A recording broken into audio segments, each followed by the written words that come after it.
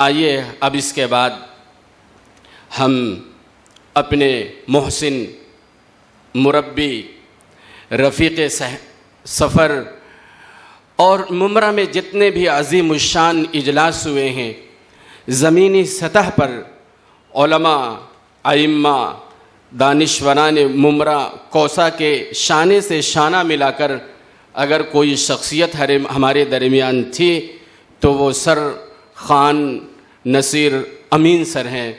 मैं सर से दरख्वास्त करता हूँ सर तशरीफ़ लाएँ, अपने इब्तिदाई कलिमात सामीन के सामने पेश फरमाएँ।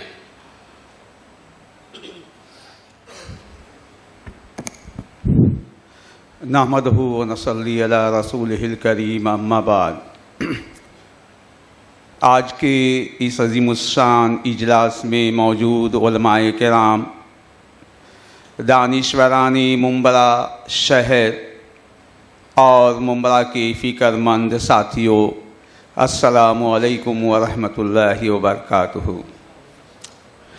आज के इस इब्तिदाई कलमात में सबसे पहले मैं आपसे तारुफ़ करा दूं कि ये प्रोग्राम जो तहफ़्फ़ुज़े मसाजिद और मराकिज़ के नाम से यहाँ पर मुनाकिद किया गया है, ये प्रोग्राम मुंबरा की तंज़ीम उलमा आइम्मा कौसा मुंबरा के ज़ेर एहतमाम हो रहा है।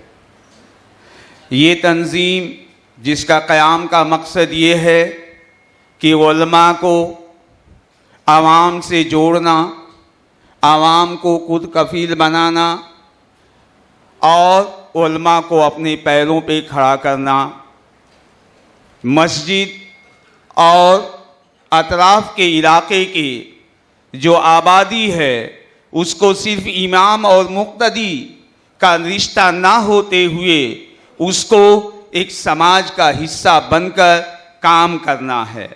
इसके लिए इस तंज़ीम का क़याम किया गया है, जिसका मकसद है कि उलमाए किराम जिनकी हम तनख्वाहें 7,000 से 20,000 तक पहुँचती है, उससे ज़्यादा नहीं होती है, ऐसे उलमा के बच्चे भी आला तालीम के हक़दार होते हैं। उनके लिए स्कॉलरशिप और दूसरी ज़रूरियात को मुहैया करना इस तंज़ीम के अहम मकासद में से है। आज का ज़माना, आज की जो लड़ाई हमारी, आज का हमारा जो दावत का एक दौर है, उसमें सिर्फ अंग्रेज़ी ही नहीं, उसमें मराठी का भी इस्तेमाल शुरू हो चुका है। आज ये उलमाए किराम हमारी क़यादत के लिए सड़कों पर उतरते हैं, पुलिस स्टेशनों में जाते हैं, लेकिन वहाँ पर अंग्रेज़ी और मराठी की ज़बान इस्तेमाल की जाती है। इसके लिए तंज़ीम ने इन तमाम इमाम किराम के लिए, तमाम उलमाए किराम के लिए मराठी और अंग्रेज़ी सीखने की क्लासेस जो मंडे से शुरू हो रही है, इंशाअल्लाह वो शुरू की जा रही है। उसी तरह से इन उलमाए किराम को कानून से जोड़ने के लिए हमने ग्लोबल एक तंजीम है जिसके बारे में आपने सुना होगा, जिसने 1000 कैदियों को फ़िलहाल उन्होंने रिहाई दिलाई है जेलों से।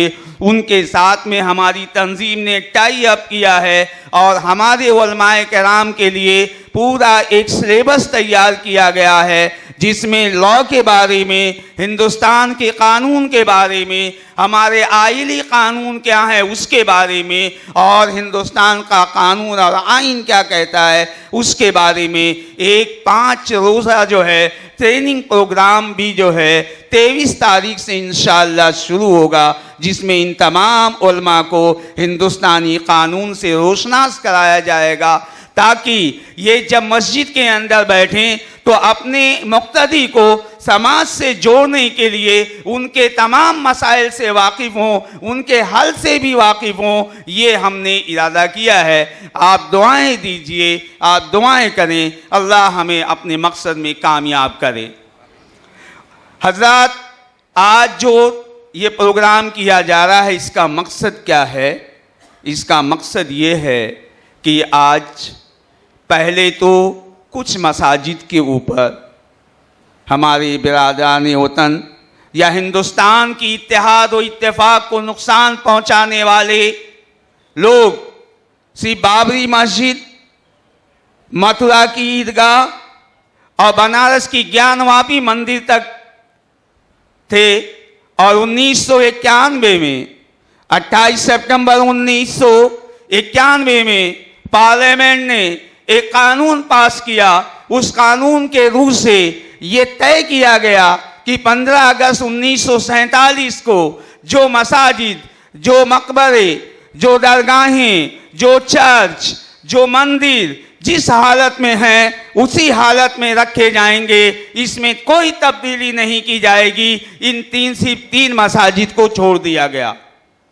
लेकिन पिछले हमारे चीफ जस्टिस ने ज्ञानवापी मंदिर में सर्वे के नाम पर एक ऐसे फितने को छोड़ दिया जिसकी वजह से आज हर 5000 मसाजिद के ऊपर इन लोगों ने दावा ठोक दिया है, मसाजिद और दरगाहों के ऊपर, कि ये कभी मंदिर थे, कभी कुछ थे, कभी कुछ थे।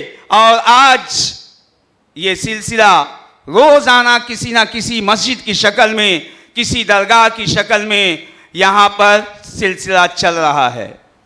कभी संभल में होता है, कभी बदायूं में होता है, कभी सुल्तानुल हिंद ख्वाजा अजमेरी की दरगाह पर भी दावा करने लगते हैं, कभी 2.5 दिन की जो है झोपड़े के ऊपर भी ये दावा करने लगते हैं। इनके भगवान सिर्फ और सिर्फ मसाजिद के नीचे मिलते हैं, किसी चर्च के नीचे नहीं मिलते हैं, किसी गुरुद्वारे के नीचे नहीं मिलते हैं, किसी जो है बुद्ध मठ के नीचे नहीं मिलते हैं। इनके अंदर शरारत भरी हुई है। हमारे नौजवानों को उकसाना चाहते हैं, हमारे नौजवानों को रोड पर लाना चाहते हैं। ये नारेबाजियां करते हुए हमारे नौजवानों को अपने हाथों से रंगना चाहते हैं। जैसा आपने संभल में देखा, वो नौजवान वो अपने मस्जिद की हिफाजत के लिए उस सर्वे को रुकवाने के लिए, और वो भी सर्वे कितनी इमरजेंसी थी कि रात में ऑर्डर हो रहा है कि सर्वे किया जाएगा। कितनी जल्दी थी ये फितना फैलाने के लिए। दोस्तों, हमने यहाँ पर ये मजलिस जो मुनाकिद की है उसका मकसद ये है, तमाम लोग गुस्से में हैं, तमाम लोगों को रंज है, तमाम लोग अपने आबा व अजदाद के उस फैसले के ऊपर और मौलाना आज़ाद के कि ऐ हिंदुस्तान के रहने वालों, तुम अपना फैसला बदल दो। अभी तो जमुना से गंगा में पानी पहुंचा है और गंगा से पानी बहता हुआ खलीज बंगाल में भी नहीं पहुंचा है, और तुम अपना बिस्तर बांध कर हिंदुस्तान से रवाना हो रहे हो। हमने मौलाना आज़ाद की आवाज़ पर हमारे अकाबरीन ने, हमारे बुजुर्गों ने लब्बैक कहते हुए हिंदुस्तान को चॉइस किया था कि हम हिंदुस्तान में रहेंगे, यहाँ पर अमन से रहेंगे, इसकी तरक्की और इसकी हर चीज़ में हमारा हिस्सा होगा। लेकिन अफसोस कुछ दिनों से ऐसा हो रहा है कि हमें दूसरा शहरी बनाने की कोशिश की जा रही है। कभी एनआरसी के नाम से डराया और धमकाया जाता है, कभी वक्फ इमलाक पर कब्जा करने के लिए नए नए तरीके ढूंढे जाते हैं, कभी हमारे नौजवानों को बहका करके रोड पर लाया जाता है। हमारे इलाके में, हमारे इलाकों में नशों की खेप पहुंचाई जाती है और हमारी बच्चियों को ऐसे फितने में, इर्तिदाद के फितने में डाला जा रहा है। हमारा मकसद यहाँ पे यही है। आइए, आप और हम एक समाज के हिस्सा हैं, हम अपने शहर से ये काम शुरू करें और इसकी आवाज़ को पूरे हिंदुस्तान में पहुंचाएं कि हम समाजी बेदारी का काम करते हुए आगे बढ़ेंगे, अपने इलाके में हर समाज का काम करेंगे और उसके लिए उलमा को आगे करेंगे। उलमा की क़यादत में, उलमा की जो है नियाबत में हम सब आगे बढ़ेंगे, ताकि जो है हमारा हिंदुस्तान फिर से पुरअमन हो जाए, हमारी मसाजिद की हिफाजत हो जाए, हमारी दरगाहों की हिफाजत हो जाए। वरना वो दिन दूर नहीं। बर्मा के हालात दिखाई दे रहे हैं, रोहिंग्या मुसलमानों की तरह से हिंदुस्तान में हिज्जत करने वाले हम दिखाई दे रहे हैं। आने वाले दिनों में यही काम करने की कोशिश की जा रही है। दोस्तों, आइए आज हम इस जो है इजलास के ज़रिए से हमारी ये उलमाए किराम, जो भी हमें पैगाम दें हम उनके ऊपर अमल करें और अमल करके जो है हम अपने समाज को, अपने मुंब्रा शहर को अमन का बहवारा बनाएं। और उसके लिए हमें क्या करना है, सिर्फ 2 पॉइंट के ऊपर आप ध्यान दे दीजिए।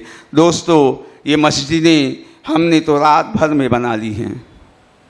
हमारे जज्बे ने हर मोहल्ले में, हर बिल्डिंग में एक मस्जिद का तो तामीर करा दिया है, लेकिन मस्जिद के मिंबर व महराब मुअज्जिन हमें 5 वक्त पुकारते रहते हैं, हय्या अलस सलाह, हय्या अलल फलाह। लेकिन ना जाने हमारे दिलों में क्या हो गया है, ना जाने हमारा दिल किस तरफ चला गया है, ना जाने हम किस जो है खुशफहमी के शिकार हो गए हैं। अपनी मस्जिद, अपने मेहराब की आवाज़ को नहीं सुन पाते, अपने मुअज्जिन की आवाज़ को नहीं सुन पाते। तो आइए आज हम यहाँ से अहद करें कि हमारी मस्जिदों की हिफाजत सिर्फ डंडे लाठियों या उसकी रखवाली से नहीं होगी, बल्कि उसकी हिफाजत मस्जिद के अंदर एक मुसल्ली या नमाजी बनकर होगी। तो आइए हम अहद करें कि हम 5 वक्ता नमाजी बन करके अपनी मस्जिद को आबाद करेंगे और अपनी मस्जिद की हिफाजत करेंगे। इसी के साथ जो है मैं आप तमाम हजरात का यहाँ पर इस्तकबाल करता हूँ और शुक्रिया अदा करता हूँ। जज़ाकुमुल्लाह खैर।